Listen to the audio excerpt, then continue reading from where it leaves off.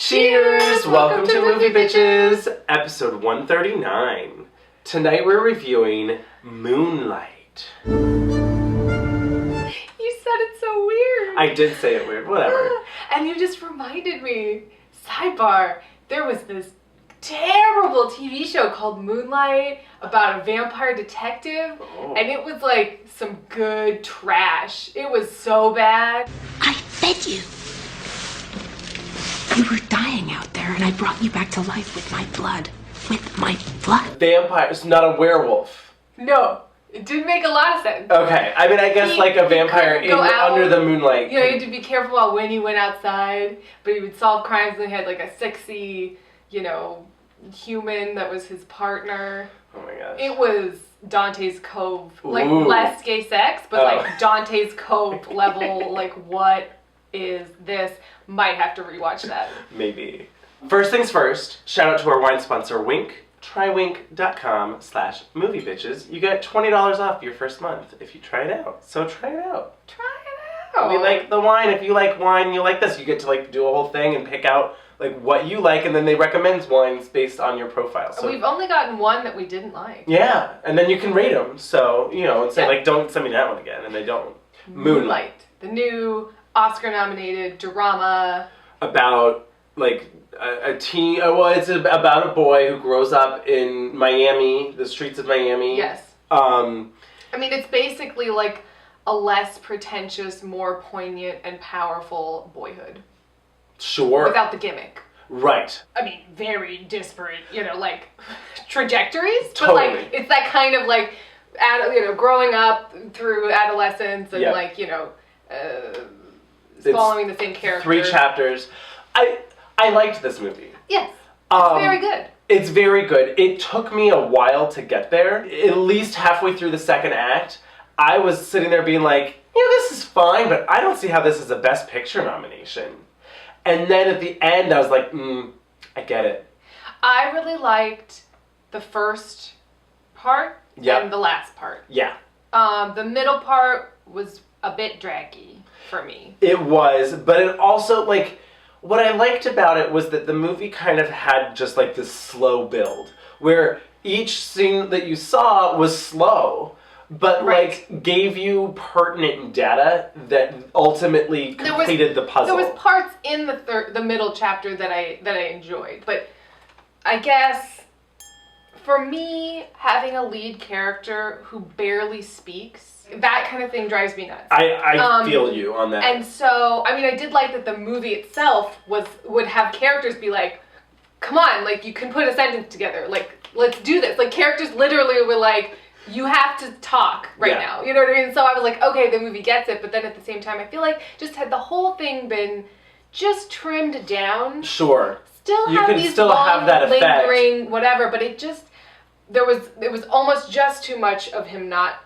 engaging that I started to check out slightly. And then by the third part, I was like, oh, I'm into this again. Right. So the sort of breakout star of this movie is Mahershala Ali, who's only in the first section. That's interesting because I thought that the guy at the end, the lead, the adult Chiron was really great. You know who my favorite character was? Who? Adult Kevin. Really? I loved Adult Kevin. Interesting. I was like, yes, maybe I wanted the whole movie to be about him.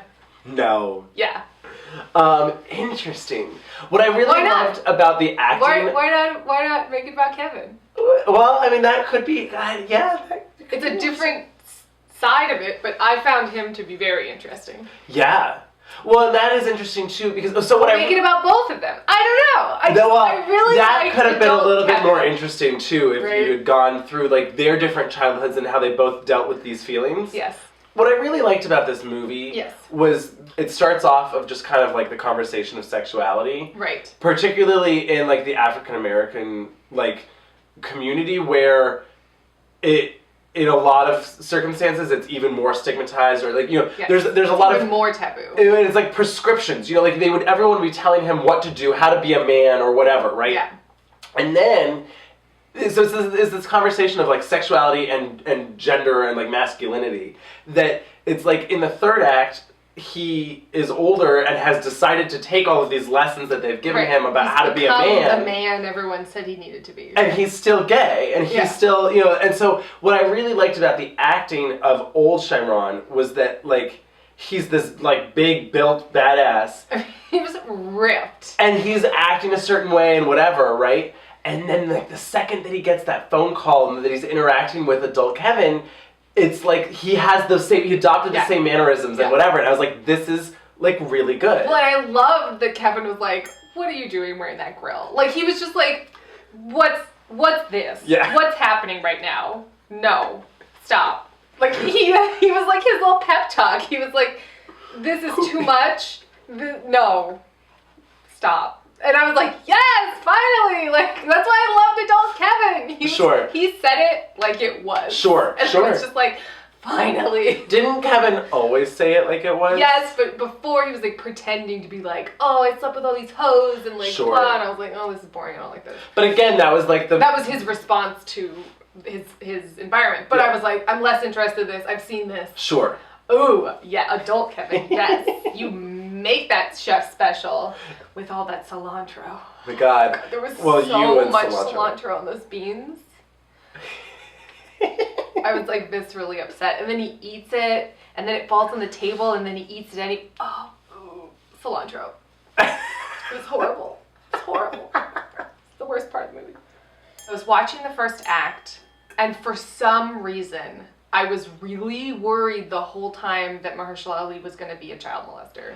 I had the same feeling. I was like, right? And I was like, oh no, like, no, he finally has like a father figure. And I was like, no, please don't be a child molester. And then he wasn't. And I feel like had I known that, I would have enjoyed the first act more because I was like real worried. I mean, once we meet Janelle Monáe, who is his girlfriend, I was like, okay, she seems cool, like, maybe he's not. Okay, hopefully he's not. But I kept waiting for, like, a reveal of, like, oh, and then he was, like, totes molesting him the whole time. And I was like, oh, God. It's like, oh, God, is it going to be one of those things where it's like, oh, he was molested as a child by a man and that's why he's gay? And I'm like, fuck you. That's, like, not... Right, yeah. Like, but... we didn't go there. It didn't. But I was concerned about it. I was concerned for a while as well.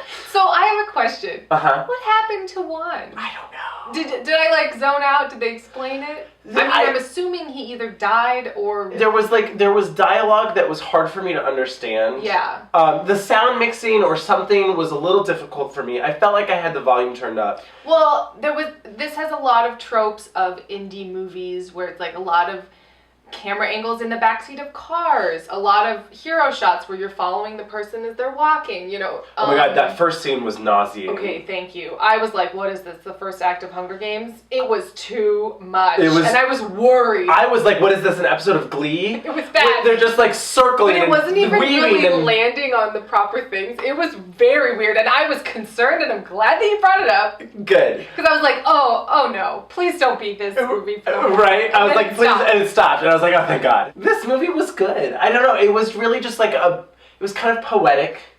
It was a movie that, as the more I thought about it, the more it sunk in, the more I was like, oh wow, that was really powerful, or it was very subtle and sort of delicate in a way. When the main character of Chiron was actually talking and had dialogue, I was really into the movie. Sure. Maybe just a little less of him being so nonverbal and so shut down. So shut down because I got it. I think at a certain point I was like, I get this. Yeah. It's so much, it's making me disengaged. I get that. But fantastic performances, a very interesting story that you don't see all the time. Like, it was a really good movie. It was, and I think that was what was really nice. And what's interesting too, I thought like it had a really good commentary on like drug use and dealing, and like, you know, there's this whole weird thing where he's like talking to the mom of the son that he's trying to help because his mother's addicted to drugs, but he's selling her the drugs, and you're like, dude, what's the like, right? You know, so there's like a lot of conversation starters and like stuff that's not, it wasn't heavy-handed at all. This had a point of view and a statement to make. Yes. And like it was just very subtle. Yeah. And it was well made. And it was really pretty except for that first shot that was nauseating.